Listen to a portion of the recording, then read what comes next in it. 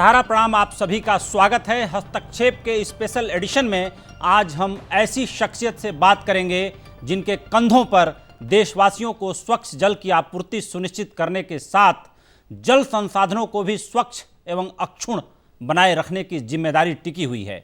मोदी सरकार 2 में गठित किए गए जल शक्ति जैसे ड्रीम मंत्रालय की जिम्मेदारी जिसे सौंपी गई, उनके राजनीतिक कद का अंदाजा इस बात से आप खुद ही लगा सकते हैं। हम हस्तक्षेप के इस खास शो में बात करने जा रहे हैं केंद्रीय मंत्री श्री गजेंद्र शेखावत जी से। गजेंद्र जी, आपका बहुत बहुत स्वागत है। जब प्रधानमंत्री ने जल शक्ति मंत्रालय की घोषणा की थी तो पूरे देश का ध्यान आपने अपनी तरफ खींच लिया था, क्योंकि जल शक्ति मंत्रालय देश के एक बड़े मंत्रालयों में से एक है। इस मंत्रालय की जिम्मेदारी आपके कंधों पर है। प्रधानमंत्री नरेंद्र मोदी ने इस मंत्रालय का गठन एक खास उद्देश्य से किया है और एक मिशन के तहत किया है। ऐसे में आप प्रधानमंत्री के उद्देश्यों और उनके मिशन को पूरा करने के लिए किस तरह से आगे बढ़ रहे हैं? देखिए, जल का विषय निश्चित ही हमारे देश के लिए अत्यंत महत्वपूर्ण विषय है। जी, दुनिया में इस पूरे प्रकृति में जो कुछ भी जीवित है उसके जीवन का आधार जो है वो जल है, चाहे वो किसी भी रूप में है। निश्चित ही हम सब के लिए भी अत्यंत, भारत के लिए और भी ज़्यादा महत्वपूर्ण इसलिए है कि दुनिया की 18% आबादी भारत में है और लगभग 20% लाइव स्टॉक और कैटल पॉपुलेशन भारत में है। जबकि इसके विपरीत भारत में जो कुल प्रकृति से हमको पीने योग्य जल का हिस्सा है, दुनिया में पानी जो है उसमें से केवल कोई 2-2.5% पानी पीने योग्य है। बिल्कुल, उसका केवल 4% हिस्सा ही हमको मिला है। इसलिए हमारे लिए निश्चित रूप से चुनौती बड़ी है।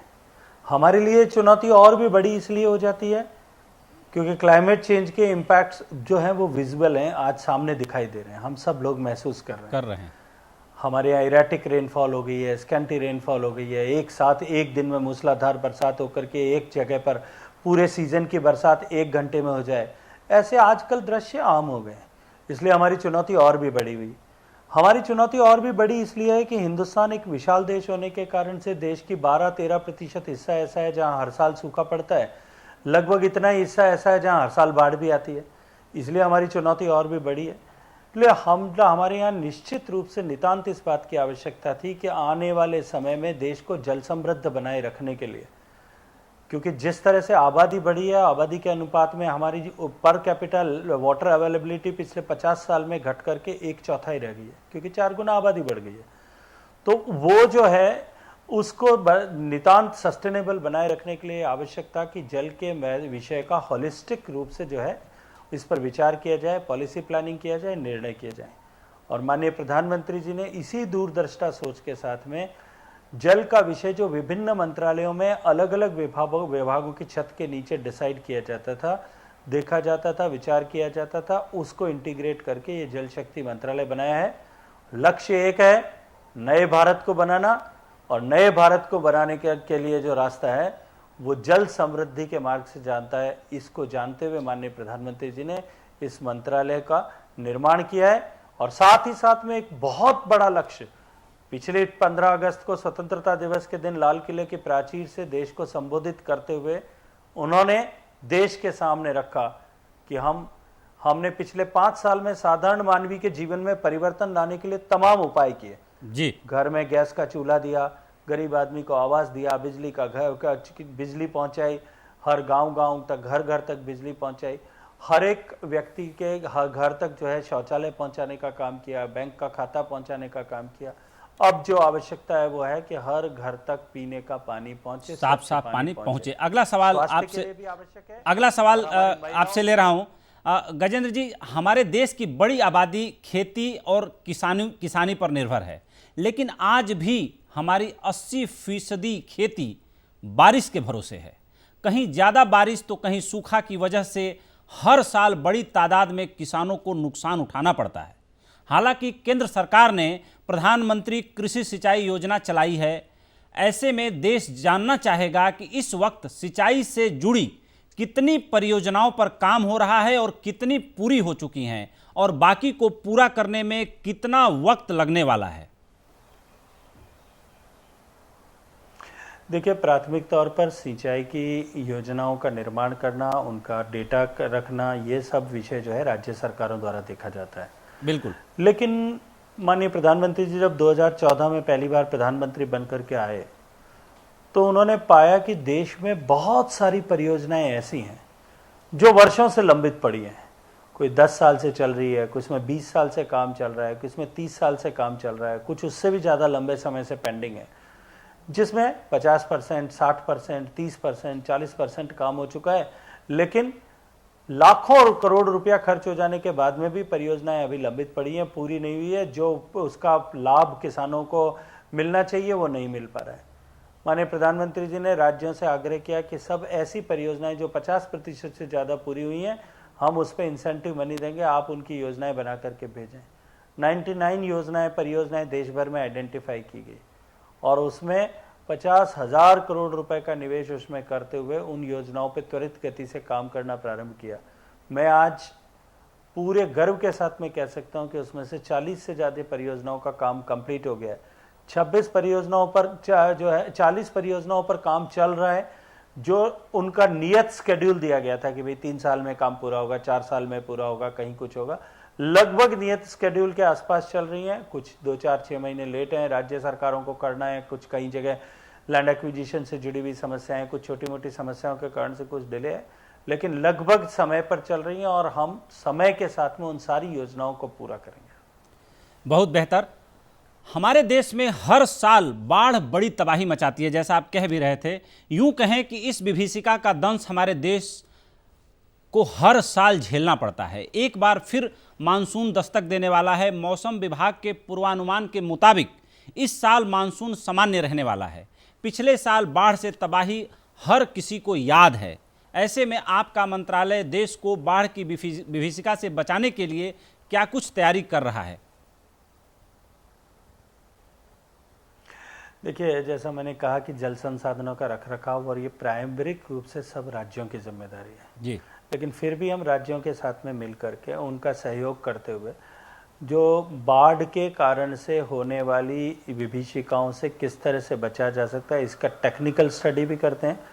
हमने अपने मंत्रालय के अधीन सेंट्रल वाटर कमीशन के द्वारा इस तरह के फोरकास्टिंग सिस्टम को रोबस्ट बनाने के लिए कि इस बार कितनी बरसात होगी, किस नदी में पानी आएगा, कितना पानी आएगा, 4 दिन, 5 दिन, 7 दिन पहले इसकी पुख्ता सूचना रहे, इसके लिए जो है वो ऐसा प्लेटफॉर्म्स क्रिएट कर, टेक्नोलॉजिकल प्लेटफॉर्म्स क्रिएट करने के लिए भी काम करना प्रारंभ किया है। साथ साथ में ऐसे जो है सेंसर्स भी लगाए हैं ताकि जो है नदियों पे में पानी कितनी आवक है इसको ठीक से असेस किया जा सके और उसके हिसाब से प्रबंधन किया जा सके। निश्चित रूप से हम इसमें काम कर रहे हैं और इसके साथ साथ में सरप्लस बेसिन से डेफिसिट बेसिन तक पानी पहुंचाने का जो नदियों को जोड़ने का जो एक संकल्पना है, उस दिशा में भी तेजी के साथ में काम किया जा रहा है। आपने बहुत अच्छी याद दिलाई। हम सभी को याद है कि पूर्व प्रधानमंत्री स्वर्गीय अटल बिहारी वाजपेयी जी ने नदियों को आपस में जोड़ने का सपना देखा था। 2014 में पीएम नरेंद्र मोदी की अगुवाई में भी बनी सरकार ने इस काम को आगे बढ़ाया है, लेकिन ये अब तक जमीन पर नहीं उतर पाया है। 2019 के बजट में तो इसके लिए सिर्फ 1 लाख करोड़ के बजट का प्राविधान किया गया है शायद। क्या अब ये मान लिया जाए कि ये परियोजना अब ठंडे बस्ते में चली गई है, या आखिर नदियों को जोड़ने की दिशा में आपने फिर से नया मास्टर प्लान तैयार किया है और जल संसाधन को और ज़्यादा समृद्ध बनाने की दिशा में ये जो मास्टर प्लान है आगे काम करेगा? देखिए, बहुत बड़ी चुनौती है। जी, जैसा मैंने कहा कि देश में बहुत जो है बड़े भूभाग में हर साल बाढ़ आती है, एक बड़े भूभाग में हर साल सूखा पड़ता है। स्वर्गीय अटल जी के समय में जब टास्क फोर्स बनी, सुरेश प्रभु जी के चेयरमैनशिप में टास्क फोर्स बनी, उन लोगों ने मिलकर के काम किया, कुछ इस बारे में अध्ययन किए।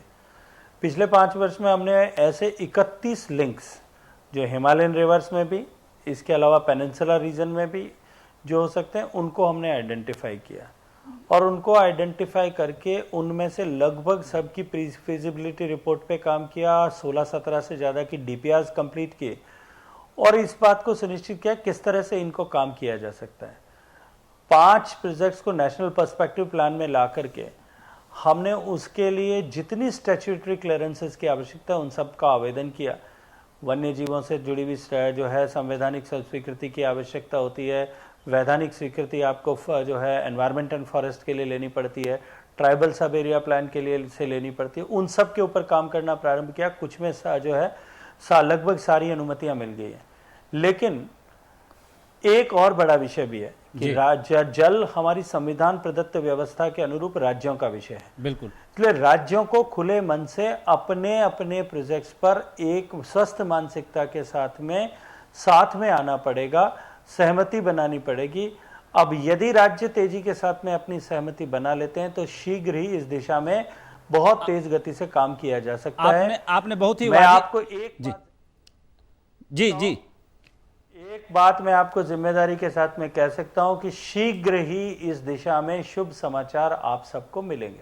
आपने राज्यों का मुद्दा जो उठाया, नदियों के पानी को लेकर 2 राज्यों के बीच मतभेद एक बड़ा मुद्दा रहा है। दिल्ली हरियाणा के बीच यमुना के पानी और कर्नाटक तमिलनाडु के बीच कावेरी नदी के पानी को लेकर विवाद अभी भी चल रहा है। सुप्रीम कोर्ट में सुनवाइयां चल रही हैं।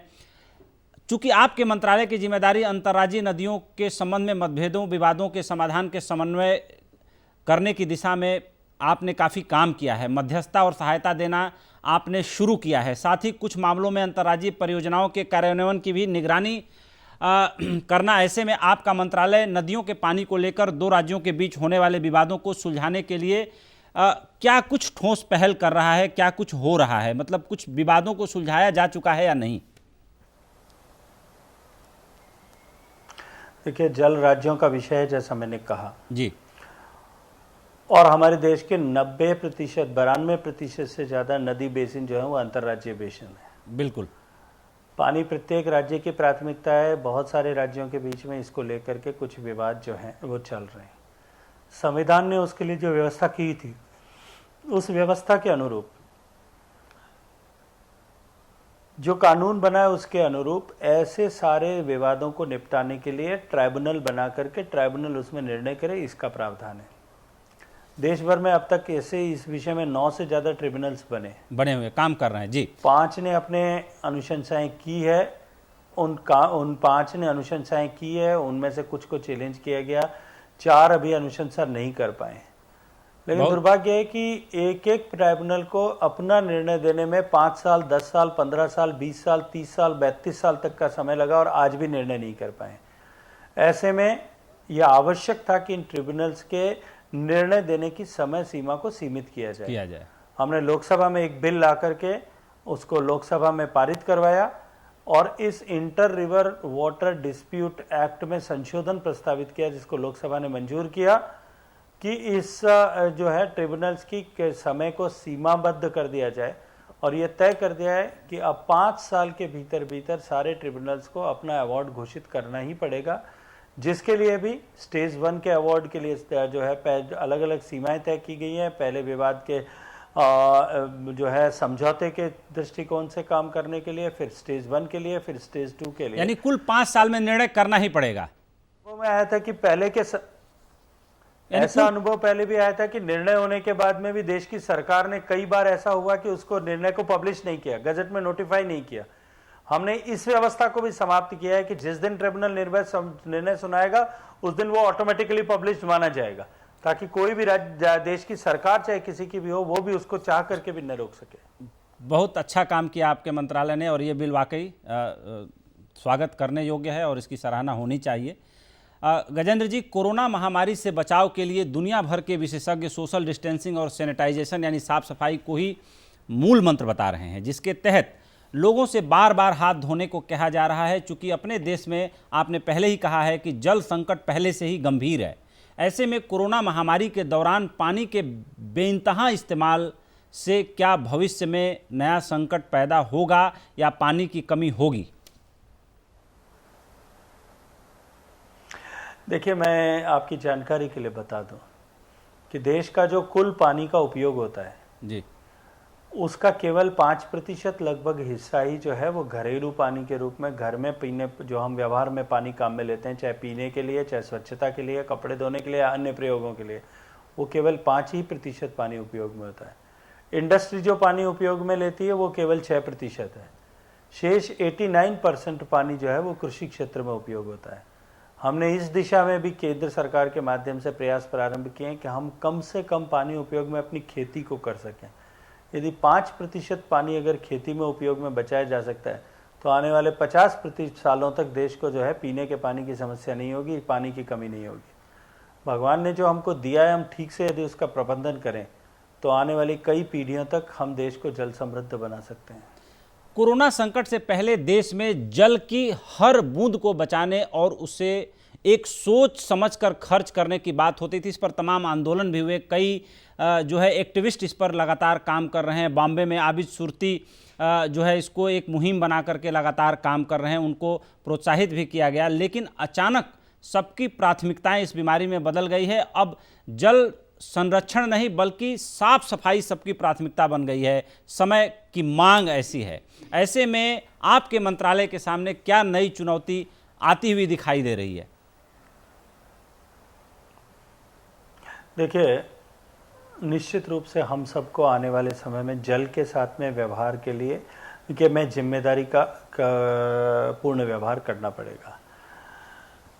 जिस किसी भी देश ने या जिस किसी भी समाज ने या हमारे देश में भी जिस किसी भी गांव ने या किसी गांवों के समूह ने जल समृद्धि अपने क्षेत्र को बनाया है, उन्होंने 4-5 बेसिक पिलर्स पे काम किया है।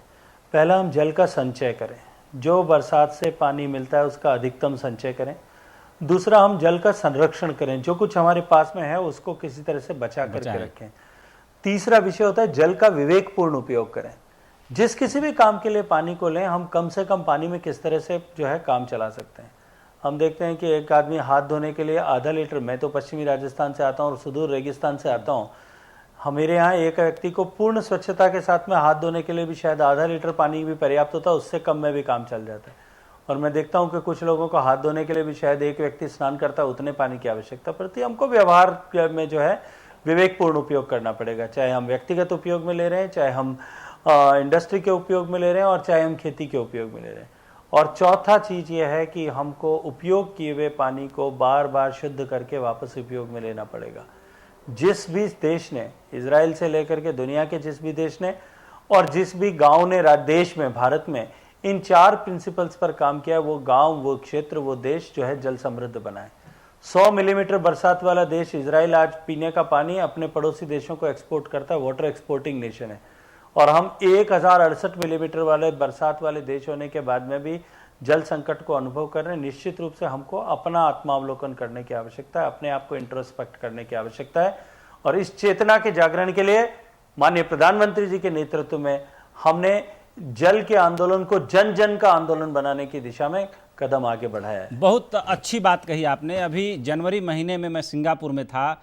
वह देश भी दूसरे देशों पर जल के लिए आश्रित था, लेकिन अपने जल की आपूर्ति जिस तरीके से वाटर ट्रीट करके, वो बार बार यूजेबल वाटर को भी ट्रीट करके पानी पीने के लिए वो बनाते हैं।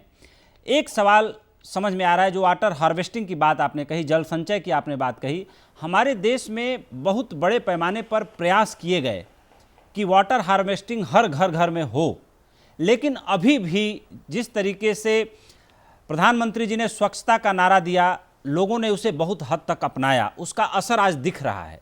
लेकिन वाटर हार्वेस्टिंग जिस तरीके से आप कह रहे हैं कि प्रधानमंत्री जी के नेतृत्व में घर घर में जल संचय की योजना को लागू करना है, इस योजना में आपको नहीं लगता कि पूरा भारत पिछड़ा हुआ है और आत्मावलोकन के जरिए हर घर में वाटर हार्वेस्टिंग होनी चाहिए? क्योंकि जितना बारिश का जल हमारे देश में होता है वो हमारी आपूर्ति से कहीं बहुत ज़्यादा होता है, लेकिन उस पानी को हम गंवा देते हैं, बचा नहीं पाते। इसके लिए क्या जन आंदोलन करने की दिशा में आप लोगों का ब्लूप्रिंट है, विजन है, कैसे इसको करने की दिशा में आप लोग सोच रहे हैं? क्योंकि लोगों को अवेयर करना बड़ा जरूरी है।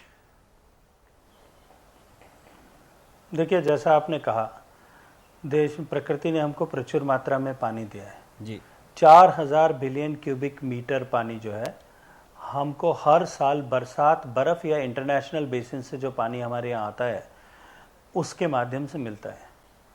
4000 बिलियन क्यूबिक मीटर्स में से लगभग 2000 बिलियन क्यूबिक मीटर जो है हमारा हार्वेस्टेबल कंपोनेंट है, जिसको हम उपयोग कर सकते हैं। आपको जान करके आश्चर्य होगा कि उस 2000 बिलियन क्यूबिक मीटर्स पानी में से हम जो पानी कुल मिला करके अपने धरती पर जो रोक पाते हैं, देश के सबसे बड़े बांध से लेकर के सबसे छोटे पोखर तक, वो पानी जो है कुल मिला करके 250-300 बिलियन क्यूबिक मीटर है, मतलब 8% है केवल पानी रोक पाते हैं। तो निश्चित रूप से हमको इस बारे में अवेयरनेस बढ़ाने की आवश्यकता है। जब माननीय मोदी जी दूसरी बार प्रधानमंत्री बनने के साथ में पहली बार मन की बात कार्यक्रम से उन्होंने देश को संबोधित करते हुए इस बारे में जन जागरण के लिए पूरी विस्तार से चर्चा की कि किस तरह से क्यों हमारे लिए आवश्यक है, किस तरह से हम कर सकते हैं। उसके बाद उन्होंने देश के सारे ग्राम प्रधानों को, सरपंचों को, चुने हुए 2.5 लाख प्रतिनिधियों को पत्र लिख करके और आग्रह किया कि अपने गांव में एक दिन ग्राम सभा का आयोजन जो है केवल और केवल जल के विषय को लेकर के करें। 1.5 लाख से ज्यादा ग्राम पंचायतों में इस तरह की बैठक हुई, जिसमें यह निर्णय किया गया उनकी हम इस तरह से काम करेंगे। एक जो है जबरदस्त नई चेतना का जागरण हुआ। जल शक्ति अभियान पिछली वर्ष किया था, दुर्भाग्य से इस बार इस कोविड की आपदा के कारण से हम उसको उस तरह से नहीं कर पाए।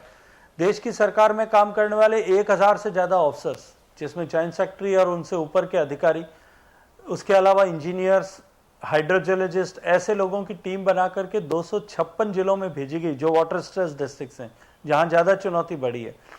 उन सब जिलों में इस दिशा में का जो है चेतना का जागरण करना, जो ट्रेडिशनल वाटर बॉडीज हैं उनको आइडेंटिफाई करना, उनको वापस रिस्टोर करना, अफॉरेस्टेशन एक्टिविटीज, पेड़ लगाने की एक्टिविटीज करना, आम जन में इस विषय का जागरण करना, गांवों का लेके पूरे जिले का एक वाटर प्लान बनाना, इस दिशा में काम चेतना जागरण करने के किया। जबरदस्त प्रभाव हुआ। लाखों से ज्यादा स्ट्रक्चर्स नए बनाए गए या पुराने स्ट्रक्चर्स को रिस्टोर किया गया, लाखों में संख्या है उनकी। उसके बाद में जी देश की जो है सबसे बड़ी डिपेंडेबिलिटी, आज भी 65% डिपेंडेबिलिटी जो है वो भूगर्भ के जल पे है, जमीन के अंदर जो पानी है उसके ऊपर है। आज दुनिया में सबसे ज्यादा जमीन में से पानी हम अकेले निकालते हैं। 25% पानी दुनिया में जो जमीन में से निकाला जाता है वो हम अकेले भारत में निकालते हैं। अमेरिका और चीन मिलकर के जितना पानी विड्रॉ करते हैं उसका 1.5 गुना हम निकालते हैं। उसी के कारण से देश के कुछ प्रदेशों में जो है लगभग 20% हिस्से में जमीन के पानी पे ज्यादा दबाव होने के कारण से वो पानी सिकुड़ता जा रहा है, वो पानी जो है हमारा सूखता जा रहा है, हमारे स्रोत दबाव में है। उनको रिस्टोर करने के लिए एक महत्वपूर्ण परियोजना हमने अटल भूजल योजना के माध्यम से शुरू की, जिसमें डिमांड साइड मैनेजमेंट, कि हम पानी को कम से कम कैसे उपयोग करें, कैसे ज्यादा से ज्यादा पानी जमीन में वापस पुनर्भरण करें, इसके लिए जन सहभागिता से इस जो है को सुनिश्चित करते हुए सक्सेस स्टोरी बनाने के लिए हमने काम करना प्रारंभ किया। 6000 करोड़ रुपए की इस योजना से 7 प्रदेशों में यह काम प्रारंभ कर रहे हैं। बहुत बेहतर आपने बताया। देश की 40% आबादी के जीवन की डोर सीधे तौर पर गंगा नदी से जुड़ी हुई है और यही वजह है कि केंद्र सरकार ने गंगा की साफ सफाई के लिए नमामि गंगे परियोजना का शुभारंभ किया। इस परियोजना के तहत हजारों करोड़ रुपए खर्च किए गए, लेकिन उसका वो परिणाम नहीं आया जो कोरोना आपदा की वजह से हुए लॉकडाउन ने कर दिखाया। तो क्या कोरोना महामारी मानव जीवन के लिए आपदा के साथ साथ वरदान भी साबित हुई है, खास तौर पर नदियों के जीवन और नदियों के प्रवाह को लेकर के और उनकी जल शुद्धि को लेकर के? देखिए, मैं इस बात को एक तो सर्वथा जो है सिरे से खारिज करता हूं कि उसका वो परिणाम नहीं आ पाया जो हमने अपेक्षा की थी।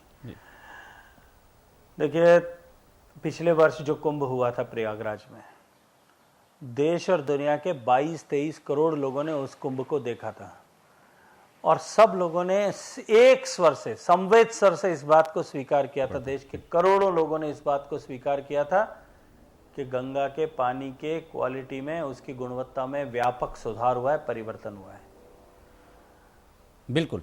कोविड की आपदा आने से पहले अक्टूबर के महीने में हमने एक राफ्टिंग एक्सपीडिशन किया था। पूरे गंगा नदी के स्ट्रेच पर हमने 4 साल पहले किए गए जांच के स्तर में भारी गुणवत्ता में सुधार जो है महसूस किया। मैं खुद देवप्रयाग से लेकर ऋषिकेश तक आया था, बहुत सारे वैज्ञानिक साथ थे, हम सब ने पानी सीधा नदी से उठा करके पानी पिया था। किसी भी तरह की कोई भी परेशानी उस पानी के कारण से नहीं थी। पानी सर्वथा पीने के योग्य था। ऐसे में ये कहना कि केवल कोविड की आपदा से नदियों का पानी शुद्ध हुआ, इस बात को मैं सिरे से अस्वीकार करता हूँ। लेकिन हाँ, ये सत्य है कि पोल्यूशन के दो बड़े कारण, एक पोल्यूशन के 3 कारण पानी में होते हैं। एक सूरज के द्वारा जो सूरज का पानी गिरता है उसके कारण से होता है, दूसरा इंडस्ट्री के कारण से जो एफ्लुएंट जाता है उसके कारण से होता है, और तीसरा जो हम नदियों के साथ प्रत्यक्ष व्यवहार करते हैं, हम स्नान करते हैं, साबुन का उपयोग करते हैं, कपड़े धोते हैं, हमारे जानवर वहाँ जाते हैं, हम अपने दूसरे कई अलग तरह के कर्म जो हैं वो भी नदियों के किनारे पे करते हैं, पूजा पाठ करते हैं, सबसे कुछ ना कुछ पोल्यूशन कंट्रीब्यूट करते हैं। बिल्कुल होता है। ये सारी एक्टिविटीज बनती, इंडस्ट्री भी बनती, तो निश्चित रूप से उसका सकारात्मक परिणाम आना ही था। वो हमने जो है उसको स्टडी भी किया है, हमने उसका डेटा भी कलेक्ट किया, हम उसका भी अध्ययन कर रहे हैं। हम आपसे आखिरी सवाल ले रहे हैं, समय की सीमा भी है और अंतिम चरण में पहुंच चुके हैं। गंगा जल की गुणवत्ता को आधार बनाकर कुछ स्वैच्छिक संगठनों ने केंद्र सरकार को सुझाव भेजा था कि कोविड-19 के इलाज के लिए दवाओं के साथ साथ मरीजों को गंगा जल का भी सेवन कराया जाए।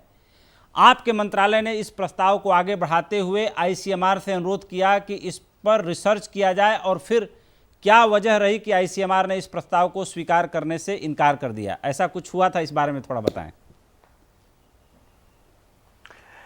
देखिए, ऐसा है कि गंगा नदी के पानी में कुछ ऐसे तत्व अवश्य हैं कि वो पानी खराब नहीं होता। हम सब ने अपने घर परिवारों में देखा है कि वर्षों वर्षों तक पड़ा रहने के बाद में भी वो पानी शुद्ध बना रहता है। बिल्कुल, उसमें किसी तरह का बैक्टीरिया डेवलप नहीं होता, और ये ऐतिहासिक रूप से तय सत्य है, वैज्ञानिक रूप से भी तय है। इससे पहले भी जो है वर्षों में, पिछले वर्षों में जिस तरह की स्टडीज हुई, बहुत सारे साइंटिफिक ऑर्गेनाइजेशंस ने टेस्ट किया, उन्होंने पाया कि गंगा नदी के पानी में वहाँ की मिट्टी की, वहाँ की जो पेड़ पौधे हैं, वनस्पति है, उसके कारण से कुछ न ऐसे तत्व हैं जो उसको एंटीबैक्टीरियल प्रॉपर्टी प्रदान करते हैं। कुछ वर्षों से हमारी इसको लेकर के मान्यता भी थी जी। अब इस कोविड की आपदा के समय में देश के बहुत सारे ऐसे संगठनों ने हमें लिख करके आग्रह किया कि क्यों न इस बात की जांच की जाए कि इस पानी के माध्यम से शायद कोरोना को खत्म करने, इस वायरस से लड़ाई के लिए उपयोग किया जा सकता है। हमने ICMR को भेजा था, क्योंकि हमारे पास तो इस तरह के वैज्ञानिक किसी भी चीज़ को, न तो उसको करने की कॉम्पिटेंसी है, न ऐसे संसाधन है, न हमारी वो क्षमता है। लेकिन ICMR ने कि इस समय पर ऐसा किया जाना उचित नहीं है, ऐसा करके उसको टर्न डाउन किया है। भविष्य में कभी उनको उपयुक्त लगेगा तो वही उसके लिए उत्तरदायी संस्थाएं, उनको निश्चित रूप से ऐसा करना चाहिए। सहारा न्यूज़ नेटवर्क से बात करने के लिए आपने वक्त निकाला, इसके लिए आपको बहुत बहुत दिल की गहराइयों से धन्यवाद। आगे भी हम बात करते रहेंगे, लेकिन फिलहाल समय की सीमा है, हम प्रोग्राम को यहीं पे समाप्त कर रहे हैं। तो ये थे गजेंद्र शेखावत जी। जब मोदी सरकार पार्ट 2 में जल शक्ति मंत्रालय का जिम्मा इनको दिया गया था, तब इन्होंने पूरे देश का ध्यान अपनी तरफ खींचा था। तब ये भी कहा गया था कि प्रधानमंत्री की नई खोज हैं गजेंद्र शेखावत, और जिस तरीके से जल शक्ति मंत्रालय का काम धाम और जिस तरीके से नीतियां बनाने की दिशा में ये सफलतापूर्वक आगे बढ़ रहे हैं, मुझे लगता है कि आगे आने वाले कुछ सालों में नमामि गंगे प्रोजेक्ट से लेकर जल संसाधनों को अक्षुण्ण रखने की दिशा में एक कारगर कदम जरूर साबित होगा, और कुल मिलाकर के जल शक्ति मंत्रालय भारत के जल जीवन को एक आगे तक ले जाएगा और एक मुकाम तक जरूर इसको पहुंचाने की दिशा में ये मंत्रालय आगे बढ़ेगा। हस्तक्षेप के इस विशेष बुलेटिन में हमें दीजिए इजाज़त। हम फिर हाजिर होंगे 8 बजे हस्तक्षेप के नए बुलेटिन के साथ। तब तक के लिए धन्यवाद। सहारा प्रणाम।